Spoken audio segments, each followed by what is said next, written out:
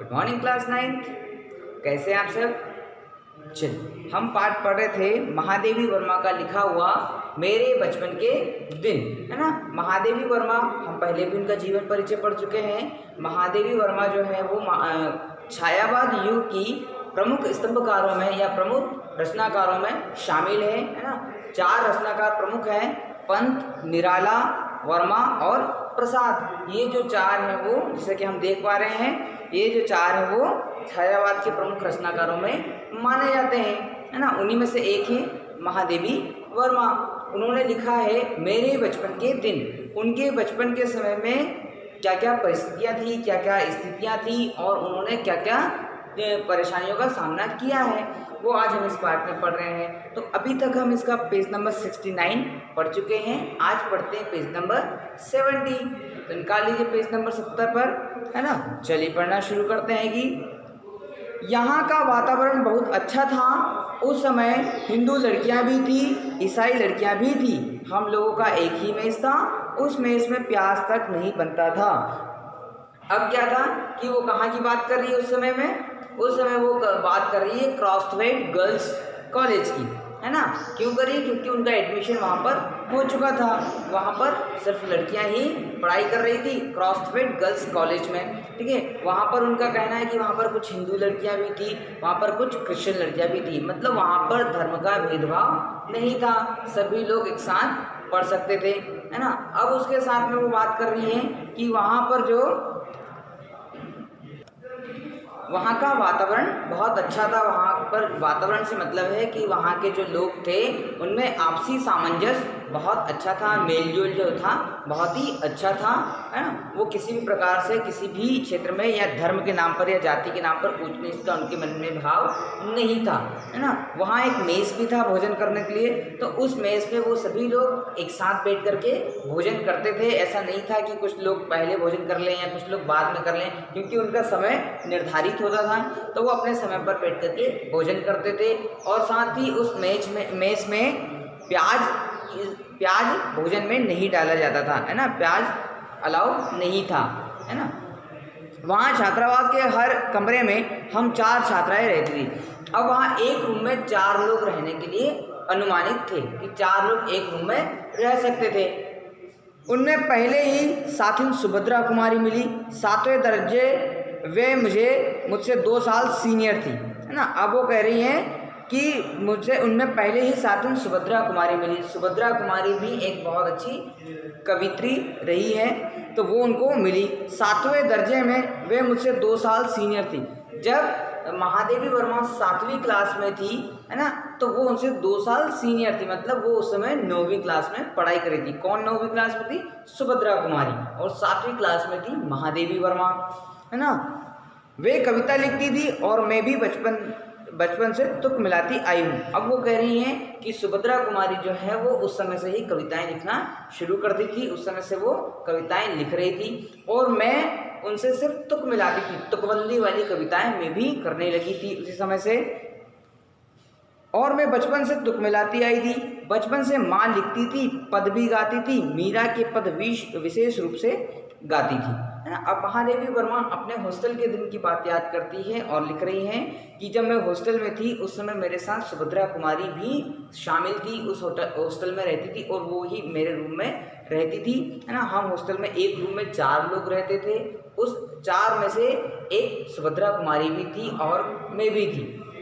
तो सुभद्रा कुमारी चौहान जो है वो वहाँ पर 9वीं क्लास में थी और मैं जो थी वो 7वीं क्लास में थी, ठीक है। लेकिन सुभद्रा कुमारी चौहान जो थी वो 9वीं क्लास से ही कविताएं लिखना शुरू कर दी थी और बहुत अच्छी कविताएं लिखती थी। और मैं 7वीं क्लास में थी तो मैं थोड़ी सी तुकबंदी कर लिया करती थी। मतलब कविता में जो आखिरी की राइमिंग होती है ना, लय मिलाने वाला काम होता था, तो मैं तुकबंदी करती थी, है ना। उसके साथ ही वो कहती है कि बचपन में माँ लिखती थी, है ना। उनकी माँ जो थी वो लिखती थी। जब वो घर में थी, हॉस्टल में नहीं गई थी, तब अपनी माँ के साथ बैठ करके वो पढ़ती थी, है ना। उनकी माँ उनको संस्कृत पढ़ाती थी, रामायण गीता पढ़ाती थी। तो वो कहती कि मेरी माँ लिखने का काम भी करती थी, पद भी गाती थी, है ना। वो कह रही कि वो पद भी गाती थी। पद का मतलब होता है छोटी छोटी लाइनें गाना, छोटी छोटी कविताएं गाना। तो उनकी माँ जो थी वो पद भी गाया करती थी। मीरा के पद विशेष रूप से गाती थी। अब मीरा जो है वो मीरा कृष्ण की भक्ति है, उन्हें भक्ति मार्ग की कवित्री भी कहा गया है।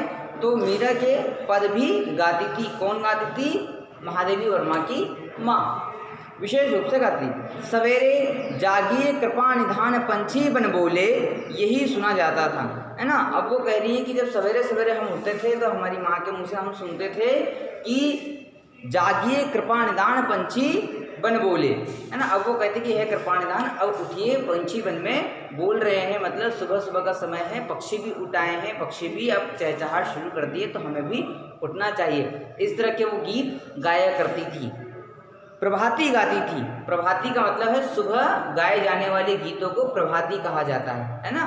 सुबह सुबह जो गीत राम भजन गाए जाते हैं या कृष्ण भजन गाए जाते हैं या किसी भी तरह के जो जैसे सावन मास आता है, सावन मास में सुबह सुबह गीत गाए जाते हैं। कार्तिक मास आता है, कार्तिक मास में महिलाएं सुबह सुबह नहा लेती है ना।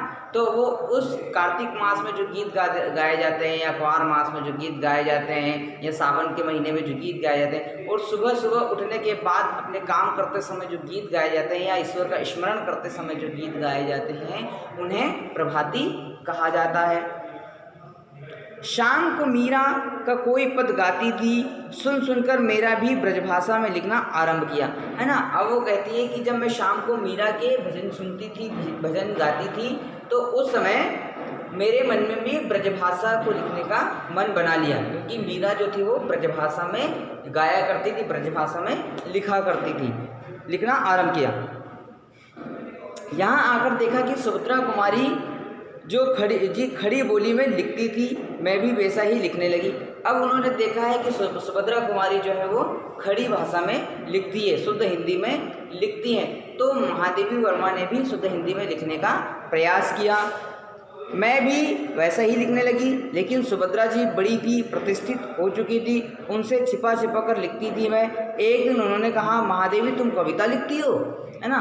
अब जो थी सुभद्रा कुमार चौहान जो थी बहुत ही सीनियर थी, ठीक है, बहुत बड़ी प्रतिष्ठित कवित्री बन चुकी थी। तो महादेवी वर्मा थोड़ी सी उनसे झेपती थी, उनसे थोड़ी शर्म खाती थी, थोड़ी सी डरती थी कि इतने बड़े कवि के सामने मैं अपनी कविताएं कैसे कर दूं, तो वो उनसे हमेशा अपनी कविताएं छुपा कर रखती थी। लेकिन एक दिन स्वयं सुभद्रा कुमारी ने पूछ लिया कि महादेवी क्या तुम कविताएं लिखती हो, है ना। तो मैंने डर के मारे कहा नहीं। अंत में उन्होंने मेरी डेस्क की किताबों की तलाशी ली और बहुत सा निकल पड़ा उसमें से, है ना। अब लेकिन डर करके महादेवी वर्मा ने मना कर दिया कि नहीं, मैं कविताएं नहीं लिखती हूँ। लेकिन सुभद्रा कुमारी जो थी वो मानने वाली नहीं थी, उन्होंने उनकी सारी किताबों की तलाशी लेना शुरू कर दिया, उनके डेस्क जो था उसकी तलाशी ले ली, तो वहाँ पर बहुत सी कविताएँ निकल गई। तब जैसे ही किसी अपराधी को पकड़ते हैं, ऐसे उन्होंने एक हाथ में कागज़ लिए और एक हाथ में मुझको पकड़ा और पूरे हॉस्टल में दिखाई कि ये कविता, और एक हाथ से मुझको लिखती है ना। अब जैसे किसी अपराधी को पकड़ लिया जाता है तो अपराधी की स्थिति क्या होती है, डर वाली, डर से एकदम थरथर कांपने वाली। तो महादेवी वर्मा की भी स्थिति वैसी ही हो चुकी थी, एकदम डर वाली। लेकिन सुभद्रा कुमारी चौहान ने उनकी कविताओं को एक हाथ में लिया और एक हाथ में महादेवी वर्मा का हाथ पकड़ा और पूरे हॉस्टल में उनको घुमाया कि देखिए महादेवी वर्मा भी कविताएं लिखती है। उनका पूरा प्रचार प्रसार किया कि महादेवी वर्मा भी कविताएं लिखती है, अब उन्हें कवियत्री के रूप में जाना जाए, है ना। फिर हम दोनों की मित्रता हो गई। क्रास्टविथ में एक पेड़ की डाल नीची थी, उस डाल पर हम लोग बैठ जाते थे और लड़कियां खेलती थी, है ना। अब वो कह रही कि जिस कॉलेज में हम पढ़ते थे वहाँ पर एक पेड़ भी था, हमारी मित्रता बहुत अच्छी हो चुकी थी, क्योंकि वो भी कविताएं लिखती थी, मैं भी कविताएं लिखती थी, वो खड़ी भाषा में लिखती थी, मैं भी खड़ी भाषाओं में लिखने लगी, है ना। तो हमारी मित्रता बहुत गहरी होने लगी। अब हॉस्टल में एक पेड़ था, ग्राउंड में एक पेड़ था, उसकी डाल थोड़ी नीचे थी, तो उस डाल पर हम लोग बैठ जाया करते थे, बाकी लड़कियां खेल खेला करती थी और हम लोग सिर्फ कविताएं लिखने का काम करती थी या कविताओं को एक दूसरे को सुनाने का काम करती थी और कविताओं पर ही बात करती थी, है ना। तो इस तरह से महादेवी वर्मा और सुभद्रा कुमारी में आपस में मित्रता हुई और कविताओं की बात चलने लगी। फिर यहीं से उनमें साहित्य के प्रति और रुचियाँ बढ़ने लगी, है ना। अब वो रुचि किस और बड़ी है, कितनी बड़ी है, वो हम अगले वीडियो में देखेंगे। तब तक आप इस वीडियो को देखिए, समझिए और इस पाठ को पूरी तरह से पढ़िए। Thank you.